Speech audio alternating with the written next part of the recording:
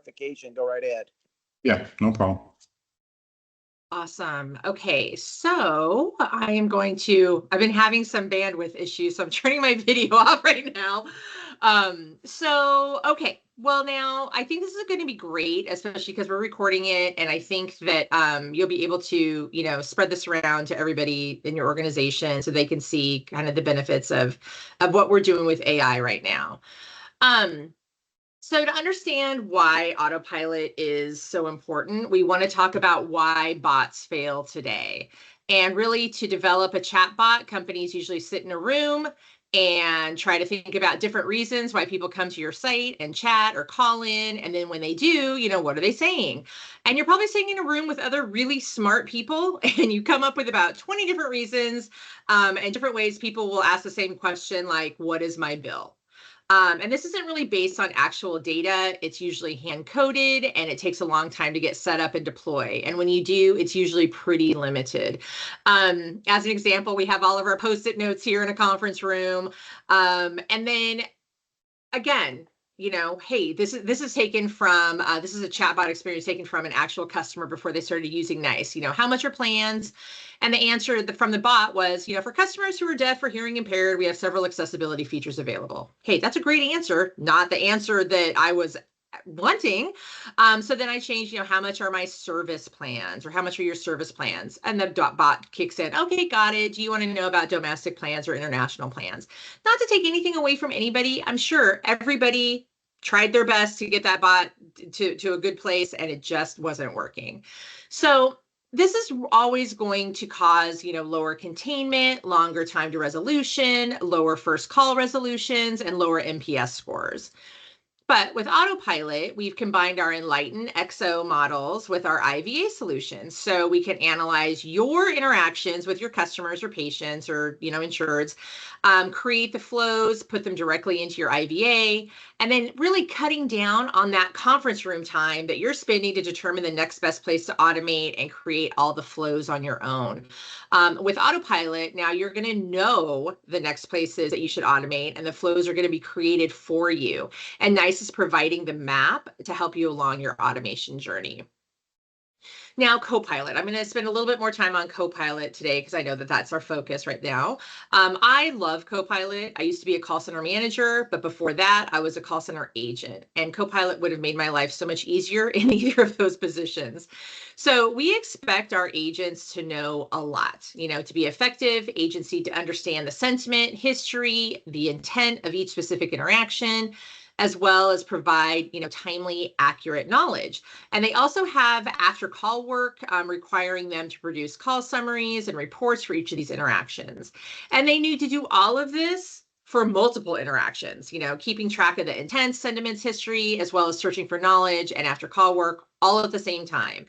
And this leads to less than satisfactory results for the consumer, as well as, increased cognitive load on the agents. This usually means longer handle times, lower first call resolution, and an increase in churn.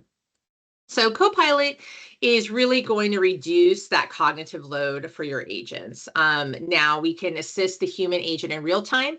A few of the ways we're doing that is first knowing sentiment. Which is helpful for your agents who may be multitasking, and especially helpful if you have offshore agents who may not necessarily understand tone or pitch and language as nearly as well as onshore agents do. Although I would argue that there are a fair amount of onshore agents that aren't great at picking up on tone too. As a call center manager, I have noticed this. So next, we provide a current summary, which is important for your agents who may have missed something or may not know to record it. And then Copilot can also offer the next best action, which we know because we'll have analyzed all of your historical conversations and have all of your SOPs and knowledge. And so by leveraging the data, we're able to reduce cognitive load on the agent, provide knowledge assistance, and tell them exactly what to do in the moment, when to turn left or right to derive a positive resolution. I like to say, imagine if you had your best supervisor sitting with your agents the entire time, you'd probably have a vastly different outcome in every one of your interactions. So with all of this training data and all the interactions that we've analyzed, we don't just augment human agents, we can also automate virtual agents too. And we can build virtual agent that can function across all of your digital interactions in app messaging or voice conversations. And all of this technology is what we use to power Copilot. And agents can interact with Copilot using natural human language to access, the most up-to-date, brand-specific information and receive meaningful in-the-moment analysis and accurate knowledge. So when a high-value customer wants to end their initial agreement, we know how to affect the outcome in real time. Maybe make an offer for that customer based on parameters that you, as the brand, put in. And this allows them, to allows your agents to provide better, faster, smarter responses for consumers, and not just for one interaction, but again, for multiple interactions, all at the same time, seamlessly, leading to more positive results for the customer. So by combining the intelligence of Enlighten, our purpose-built CX-specific AI, and integrating it with our expert knowledge platform, we can provide meaningful, in-the-moment answers and guidance for agents. Again, raising CSAT scores, lowering your handle time, increasing your first call resolution, and then even decreasing the churn of employees. I think that employees is a really important number to look at because of how much it costs to hire and train and make sure that they're the supervisors are listening to them all the time until they get comfortable. I think being able to decrease that churn is a huge ROI.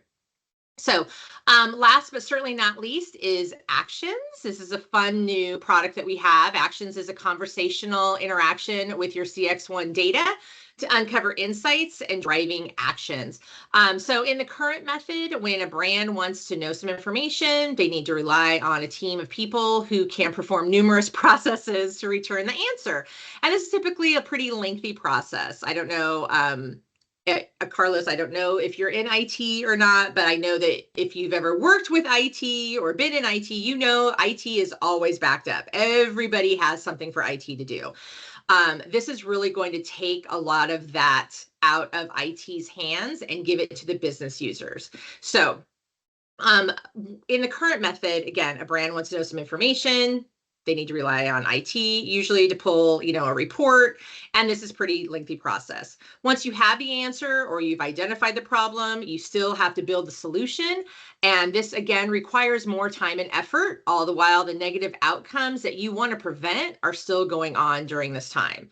So all of this leads to higher reporting times, higher frustration for customers, agents, and the executive team who's trying to solve for it, and increased churn for frustrated agents, and that is going to increase costs. So coming from a lack of processes, churn, hiring new employees.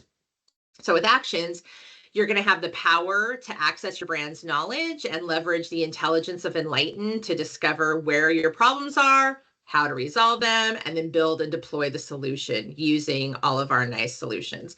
Now, while we were putting this together, I kind of found a pretty interesting fact, and this, when I thought about it, it makes complete sense. The largest source of errors in organizational reporting are 1, human error in data entry or calculations, and 2, probably one of the most important ones is different calculations of the same metrics by different departments. So what we're trying to do is take all of that out of it and provide you with the most up-to-date, accurate information on what's going on with your employees, how we can help it, and even create flows that are going to maybe even prevent those questions from coming in the next time, because maybe the autopilot's going to be able to take over, or if it does escalate to a human agent, it would be able to provide them with the answers for the customers very quickly.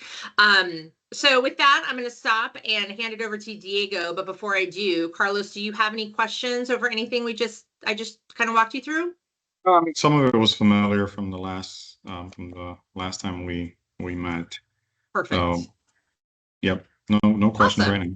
Okay, cool. And again, if you I mean we love to keep our demos pretty open and free flowing. So if you have questions while we're doing the demo, while Diego's walking us through, please jump in. If there's any questions that you have afterwards, or if any of the other folks who are viewing the video, please have them reach out to Scott and Diego, and I can help answer those questions. So I'm going to go ahead and hand it over to Diego now. Thank you, Bergie. And hey, Carlos, nice to see you again. Yep. How you doing? Doing good. Actually with allergies, but I could do better, you know. Just took a pill, so hopefully clears it out. All right, here we go. Let me see. Can you guys see my screen? Yep. Yes. Perfect. All right. So you are probably familiar already, a little bit of what it looks like from the perspective of the autopilot. Now, I don't remember exactly if I ever got to show a little bit of Copilot when we were in Vegas last time, but Yes. It was the text message that you called in, and then it was, or you had a recording, or it was you had called in. I forgot. yeah, And I then it think it kind of was more walked of a through the recording. text. I think it was a text. I don't remember.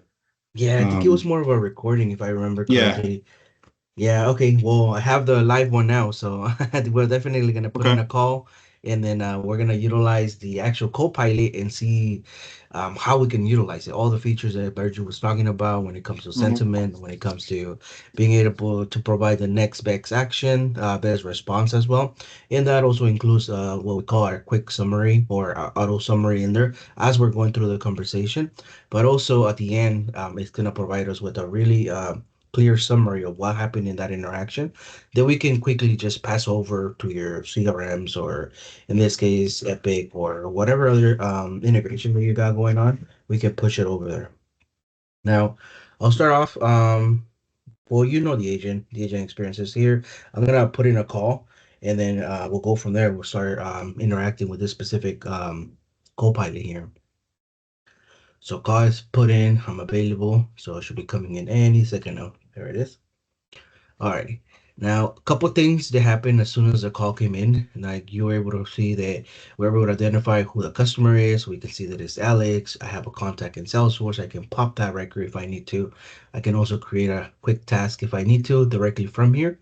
Now, the main focus of this is going to be Copilot. Now, Copilot lives right here. It's a tab within our app space. So you can see here, it's available here. Now, as soon as I unmute myself from my phone, you're going to be able to see that it's going to start summarizing, but also it's going to start providing me with the best next action. Not only it's going to provide me sentiment, so you can see here I muted for a second there and it captured what I was talking about, but you can Yep. see it started providing customer sentiment, just providing a little bit of it and then providing what we call real-time guidance, right? So real-time guidance also allows you to give you more of the agent perspective, what they need to focus on, what do they need to improve, let's say for instance later on, and I'll talk a little bit more on real-time guidance and sentiment. Jimmy, just unmute myself and ask him more things. Maybe we can make it negative sentiment and then go through there. Yeah, I'm just calling in because I need to reschedule my appointment. I'm very upset with your system. I'm not able to reschedule something online. So again, just kind of starting pushing things out there so you can see it went from a positive to a neutral. We're asking about rescheduling, but now I'm frustrated because I can reschedule something, or it's just right here, an appointment online. Now it gives you a quick summary on top so you can see, then they cannot update their appointment online.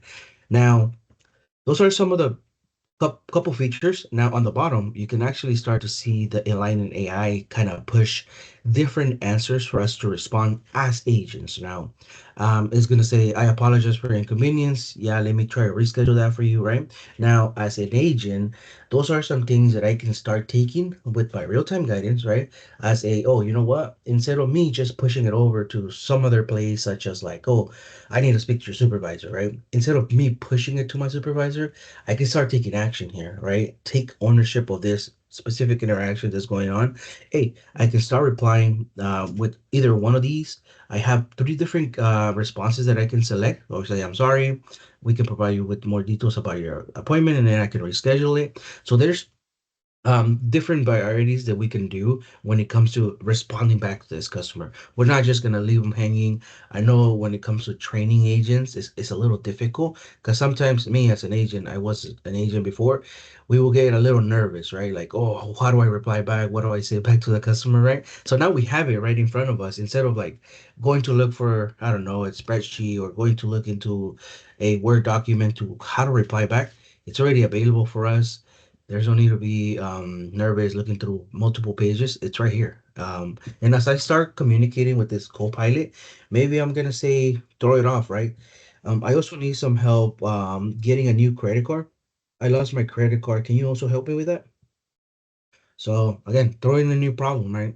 Yeah, definitely the system is gonna take a second here to evaluate, oh, what is this customer asking?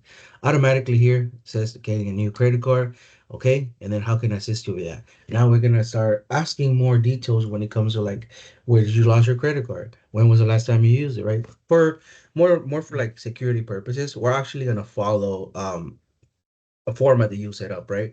But we're utilizing the AI in order for us to be able to again follow all these formats and then like Virgil was talking about, we're going to definitely utilize the inline AI in the ability to be able to pull all that information to be able to provide it to your agent and then the agent to the customer. Now I know I've been talking a lot, Carlos. Any questions so far about? So one is as the recommendation, I guess, or the real-time guidance there. Yeah.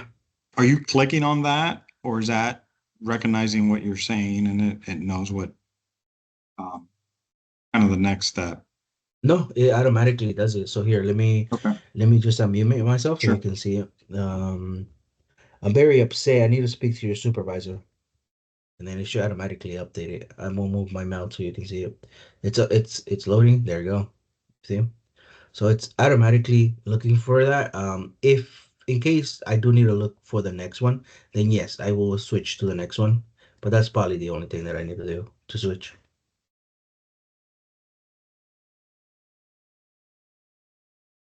Sorry, just coughing there. So hopefully that answered your question there, Carlos. Yes, yeah, it does. Yep.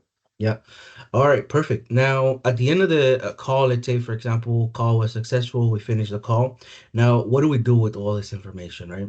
Now, at the end of the call, what we're going to be doing is, and I'm going to hang up now, right? If you need a call, we'll call back. But now you're going to be able to see how fast our summary generates. Now, this is where we put our disposition, and the summary already came in. So you saw how fast it was. Now, I Yep. haven't even put my disposition notes yet, but I mean, my disposition code, but I can just say, oh, customer call about credit card, right?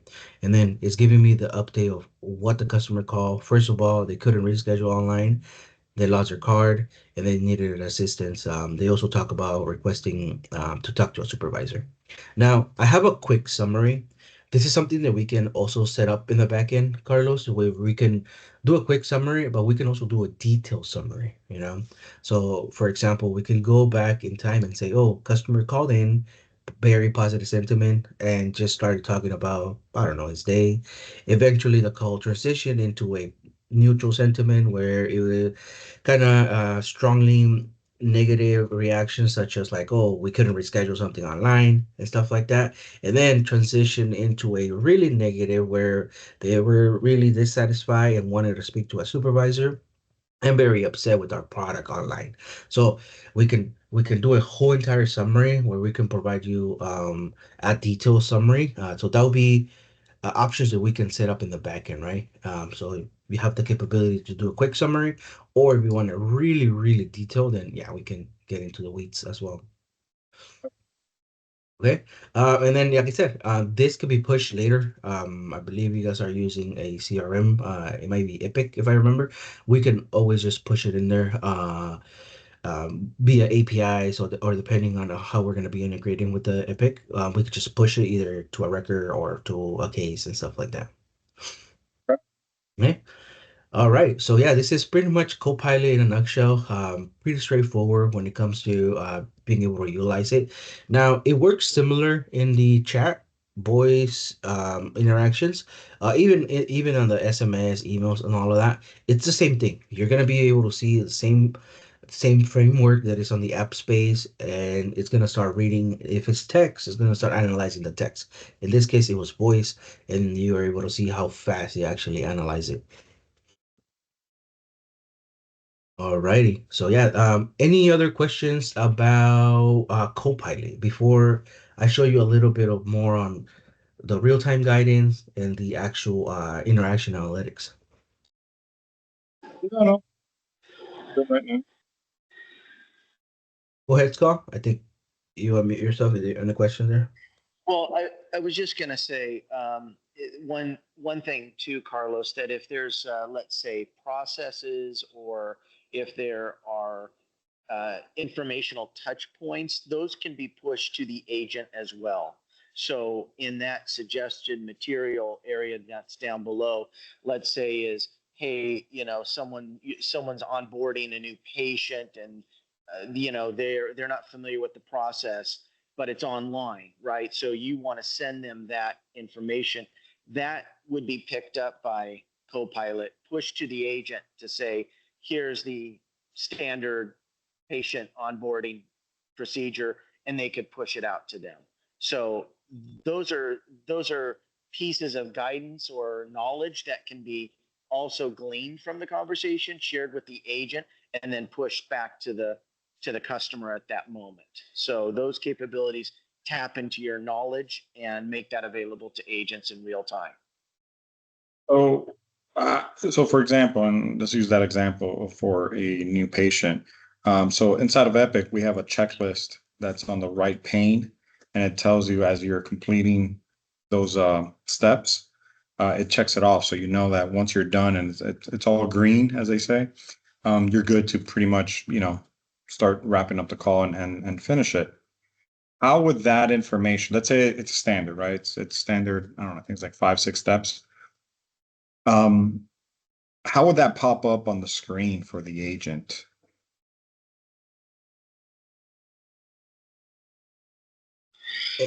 Well, well, I'm thinking here is that if is that also captured in Salesforce at all, or is it just in Epic? I mean, it's standard information or it's literally a checklist, right? And Epic knows as you fill it, it knows and it just kind of marks it off. We could replicate that information and just say, hey, whenever it's a new patient, you got to make sure you go through these steps. Right. So is there like some type of pop-up guidance or something that say, hey, this is a new patient call, and based on the skill that come in and everything, right? And on the left pane or somewhere, it's kind of like just, yep, you did this, great. Is that feasible?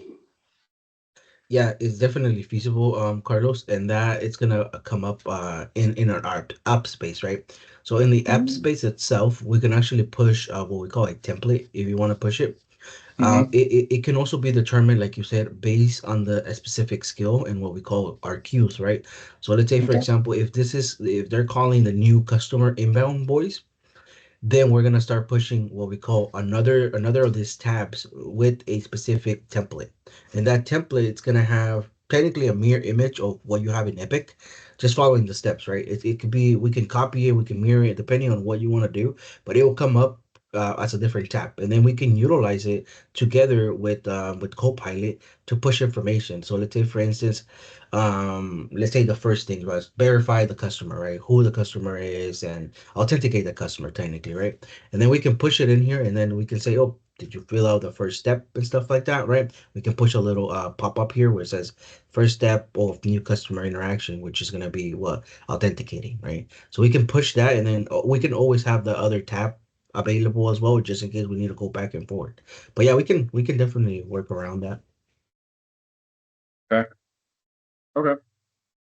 Yeah, that would be more of a I want to say in the backend setting where we could do it on Studio on the scripting tool, that we can push Okay.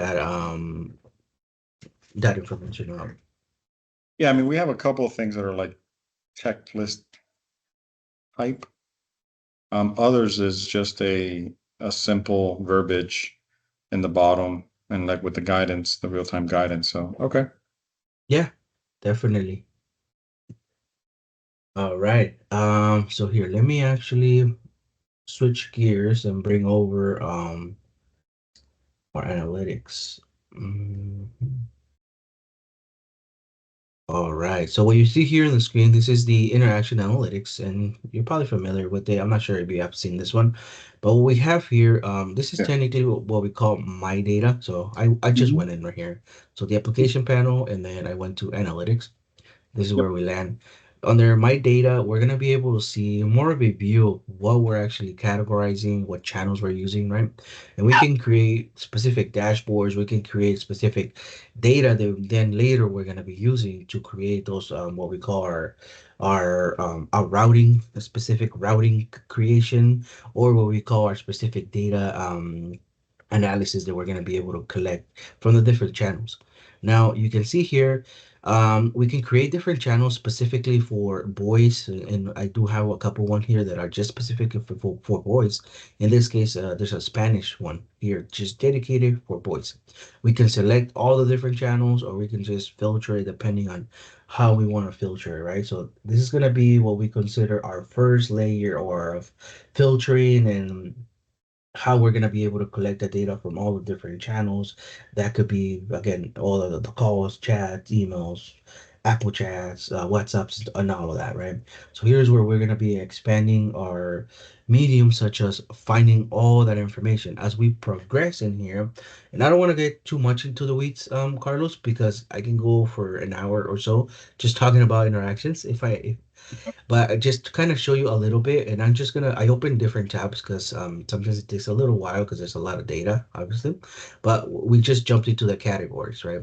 So in order for us to start building all of that, we can start creating those categories. Now I created one for pack dental data. Now once we create those categories, we can start seeing what we can start creating here are those buckets, right? When it comes to buckets, it's like, for example, we're going to be categorizing a specific call, right? Now, I do have a really cool friend of mine that actually does this presentation, and he likes to consider those like, for example, we have a cake, but we also have a frosting on the cake, right? So we can start putting all those things together. Now, for example, we could jump into the integrations, right?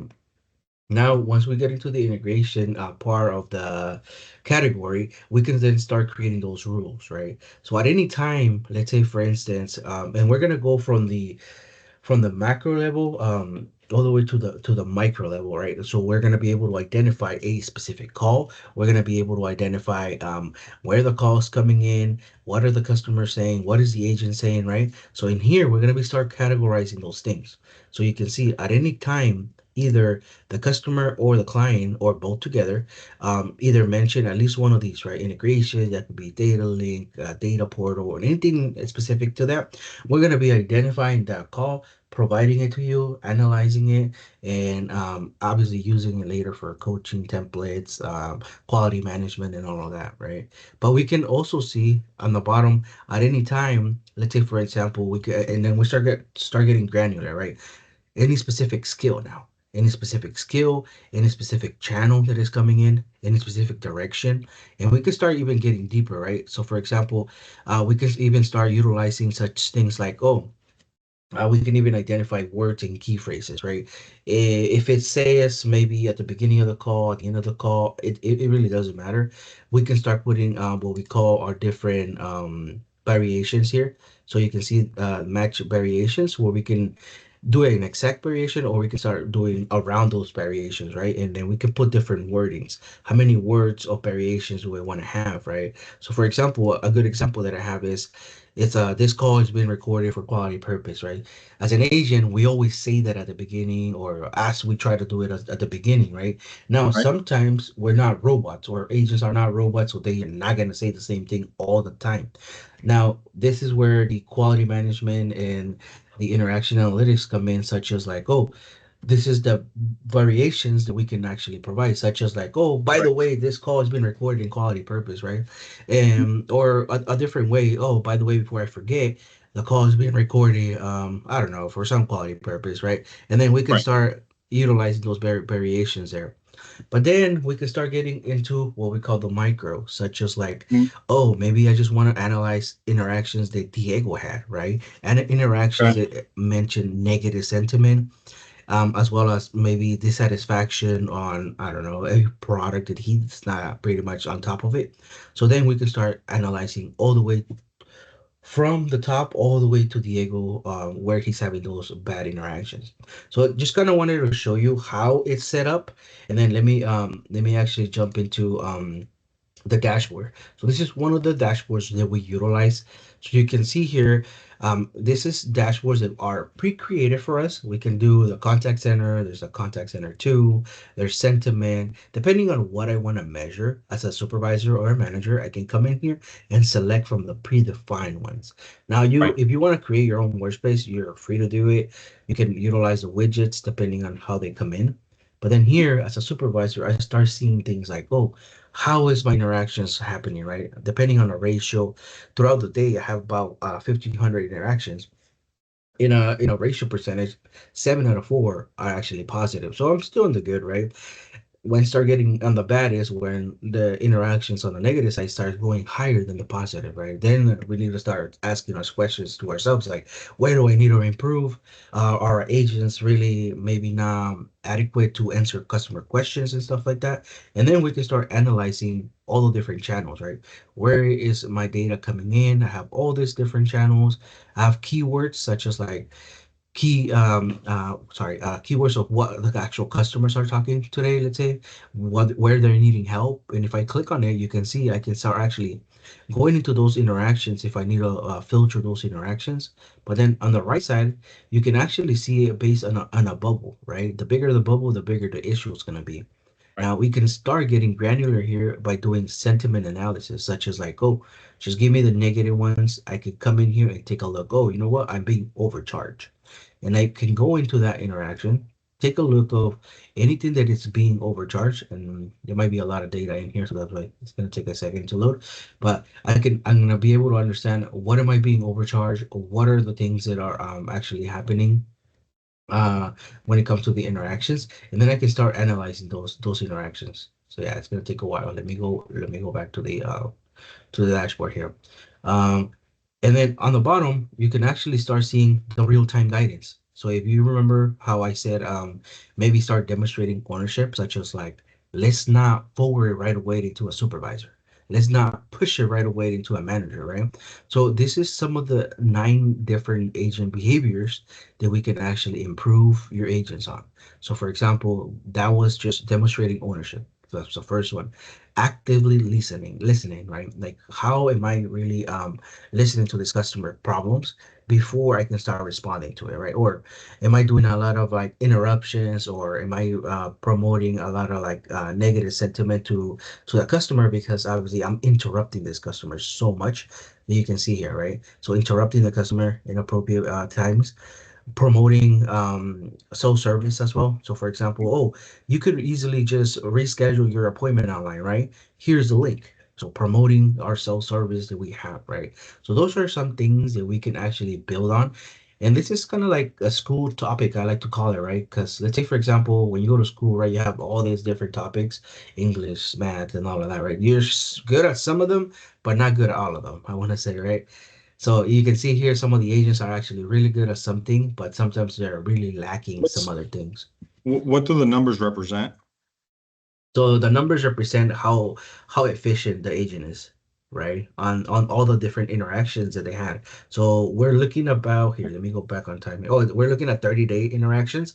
So you can see over the 30-day, and it's more of a percentage. How well have I actually answered those calls, right? So you can see Alex Okay, Felix here. He's been not so good at demonstrating ownership, got it. but he's being very empathetic with the customers, right? So you can see here how he's doing. But yeah, again, and then you can measure this based on a daily basis, weekly, monthly, really up to you Well, defining that. are those categories like set, or is there you could expand on them? So these ones are set for customer service. We also have Okay, another one that is set for sales. Okay, so those are the ones that we currently have right now. We're working right. on more different set of real-time guidance where we can put Mhm. in different industries, such as maybe it's going to be healthcare, it's going to be financial and stuff like that. But for the meantime, this is the couple ones that we have. So would dead air during the call be categorized under active listening? It actually will, and we actually have what we call our silent interaction silence. So in here, you can see it. Mhm. So interaction silence. Let's Oh, I say, see for it instance, there. Yeah. for instance, how long is an agent just staying quiet trying to find that answer? So we can actually start categorizing that, and we can measure it as well in all the different interactions. It doesn't have to be voice. It could be in a chat. It could be in an SMS. Right. We start taking in considerations. Oh, how long did you take to reply back to that specific chat? How many times did you try to reply, but then deleted that chat? You know what I mean? It's like you're trying Yeah. to reply back, but then you replace it with something So else. something that, and all of us, I guess, have worked in a contact center at one point or Yeah. another. Um, the more common, because when I was working in the contact center, we didn't have the mute function. Um, having mute, which will be the dead air, I would assume, right? Hmm. And not have hold, right? Because everyone tries to hide their hold time by not going on hold and just going on mute. Yeah. Would that be something that's in the silence widget there that you were saying that you could add in a measurement of, how many actually had hold time or hold calls they placed on hold? Yeah, and we can actually mix them together because that's a really big issue, honestly. They a Yep. lot of the contact centers are having when it comes to, oh, you know what, categorizing both of them as one. So we definitely do. So we take that in Okay. consideration in our actual silence. So you could add a hold as a metric in there, and kind of Yeah. maybe split it up and say, hey, these that had an actual hold in the call had significantly less dead air time versus those that had none, and this is why, because they didn't really have any hold. So that's what's been going on. Yeah, that is true. We can Okay. put both of them together. Now, on top of that, we can also give you more for like on hold, let's say, for example, but that's gonna be more in the historical report where we can tell you, Yeah, oh, that's the data part of it. That's fine. I'm yeah. saying from a overall analytics of understanding, why does someone have a lower score? And it's a quick, you know, here's the low hanging fruit to address. Okay. Yeah, exactly. So yeah, we can put it together. So those are just different metrics that we can select from. I believe it's Mhm. around 54 different metrics that we have that we can select and put Okay. them together. Yep. How about anything with conference calls or trying to, do a conference call out or something like that? I'm just trying to think. One of our processes that we are allowed to reach out to the office once a call comes to us in certain scenarios. Um, but the reason why we're getting the call is because the office is too busy. So we Yep. don't want to, compound the issue by then trying to call the office also. Is there anything that in analytics that can kind of determine, I guess that would be more in the quality side. I'm just trying to talk this out. Mhm. I think it'll be more on the quality side. Yeah. Okay. No, Trying that's fine. trying to trying to determine who answered or if it was transferred or something Well, like that.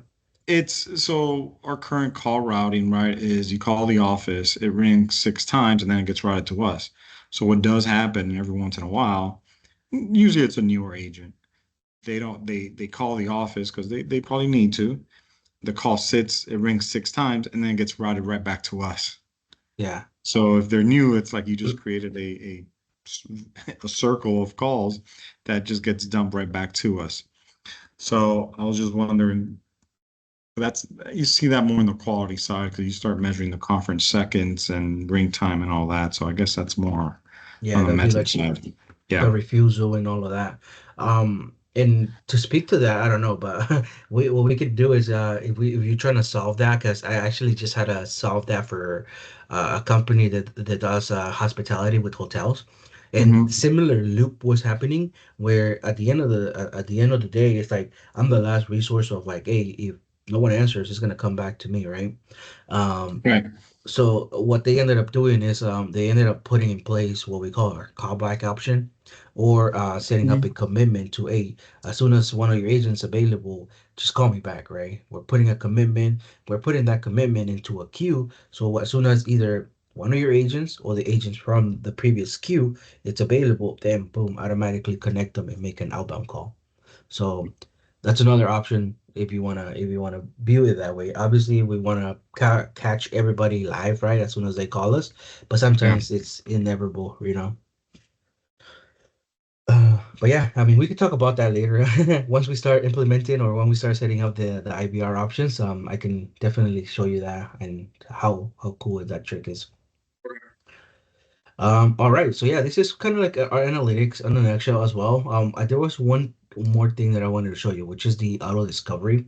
So if you remember, we were actually identifying in the call sentiment. We were also identifying in the call the summary as well as what the actual customer was talking about and providing it to the agent as a real-time guidance. Now here, what we have is all the different interactions that are happening, and we can actually start determining those specific categories to identify where we need to train our agents, right? So one thing that I want to show you is the sentiment, because that's one of the main things that we're kind of talking about. So if you notice, as soon as I started decreasing that sentiment, you can start to see, oh, where are my agents needing the most help? So I just left it here, just touching what we Yep. call the orange side, and then you can start to see here what are the actual things that are happening, right? So this has about 85 different interactions.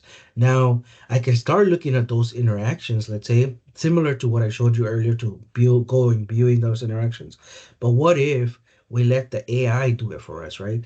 What if you start categorizing those interactions for us, right? So as soon as I click on this, it's going to allow me to create a category, and then we're going to be able to create that category and start collecting those specific keywords, key phrases that our customer is talking about, right? In this case, they're asking about earliest flight, cheapest flight, affordable flight, cost effective, right?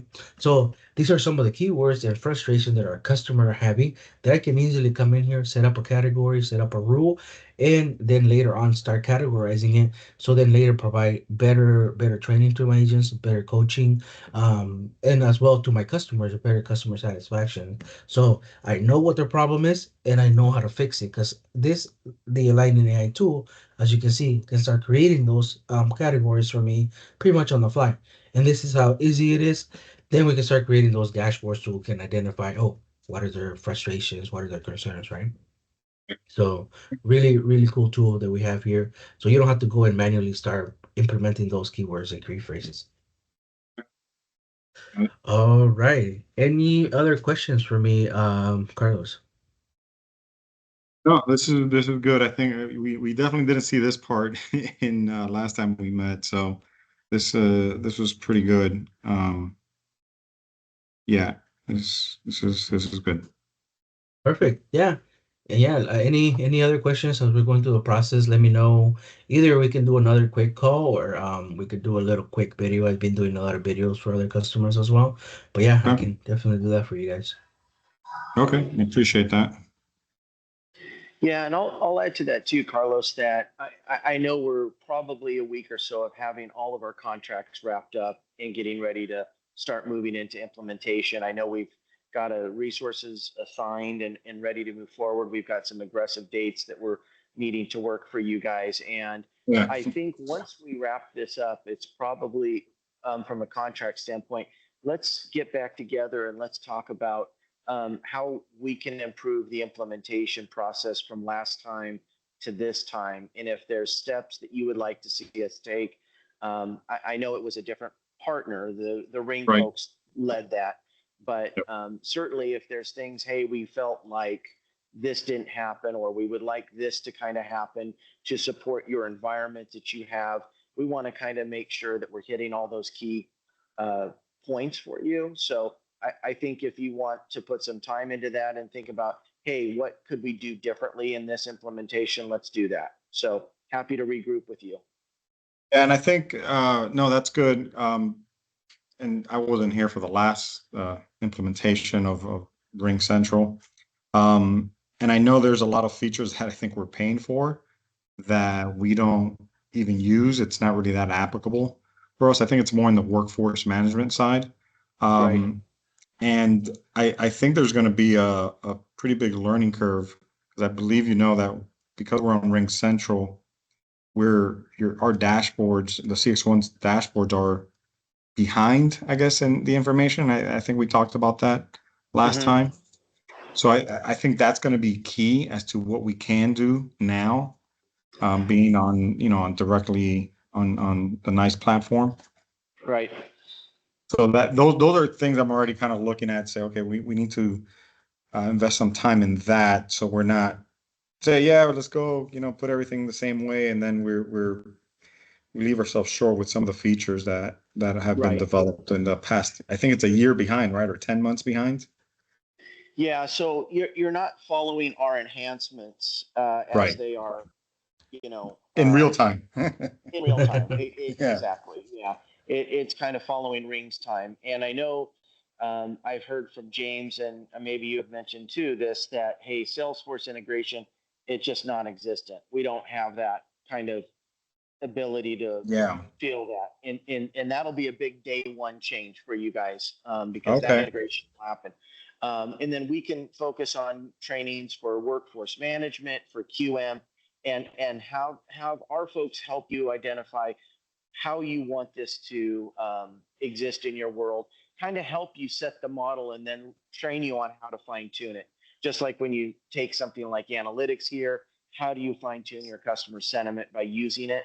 So we'll do all that. It'll be probably night and day from the training and implementation you went through before.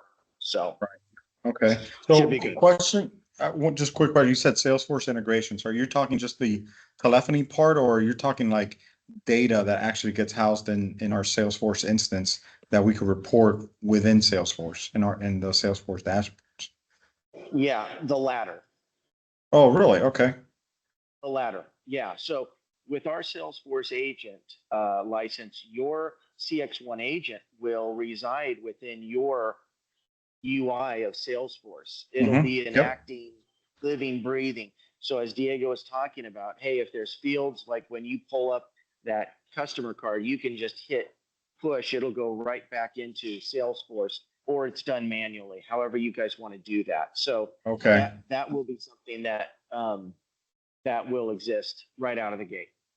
Right, that's good. So don't have to have another let's call it system that's an up and running out of the box. Exactly. Yeah. So that's really good. That'll come day one. Okay. Good. I like that. Yeah. And maybe some other things, but what I'll do is let me send you an email just so it highlights here's all of the things, and maybe this will be a little bit enlightening too, because I'm basically doing like for like right now. Okay. And I know we're probably going to do future things here in the next 6 to 12 months, but I want to send to you, Carlos, here's everything you're going to have day one. And then let you go through that kind of product list and say, oh, there we go. Okay, well, I didn't know we had that, but let's understand that more, right? And that's where we can come back to Diego and say, Diego, let's do a quick demo on these things right here, so I understand the value that it brings to me, kind of thing. Yep, I like that.